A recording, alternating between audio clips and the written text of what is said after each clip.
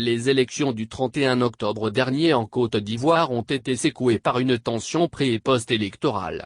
À quelques semaines des échéances électorales, l'opposition avait lancé un mot d'ordre de désobéissance civile. Ce mot d'ordre a conduit à des mouvements de protestation dans plusieurs villes ivoiriennes occasionnant des morts. Après les élections, l'opposition, réunie en un bloc, va mettre en place un Conseil national de transition, CNT, présidé par le président Henri Konan Bédié. Pour le CNT, il n'y a pas eu d'élection en Côte d'Ivoire le 31 octobre 2020. Il faut donc une transition qui prendra les choses en main et organiser de nouvelles élections.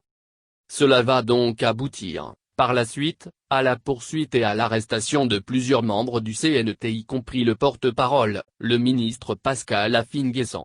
Mouvement qui est considéré par le parti au pouvoir comme un trouble à l'ordre public. Or, l'opposition, constituée en grande partie par la quasi-totalité des partis politiques, continue de renouer ses forces en restant ferme sur leurs décisions quand bien même le président du CNT serait cloîtré à son domicile de Cocody. Certains leaders de l'opposition comme le président Laurent Gbagbo, le président Guillaume Soro et le ministre Charles Blé Goudé, depuis l'exil, restent solidaires du CNT au point que leur Gbagbo appelle à un dialogue entre partis au pouvoir et opposition. Les arrestations des membres du CNT pourront-elles résoudre cette crise sachant bien que plusieurs leaders de l'opposition sont encore libres et déterminés? Le pouvoir en place pourra-t-il refuser le dialogue en arrêtant tous les opposants au point de les dompter pendant ces 5 prochaines années de gouvernance? Le pouvoir en place pourra-t-il gouverner dans la stabilité sachant bien que tous ces opposants arrêtés et en exil, avec leur grand nombre de militants, ne cesseront pas de nuire à cette stabilité?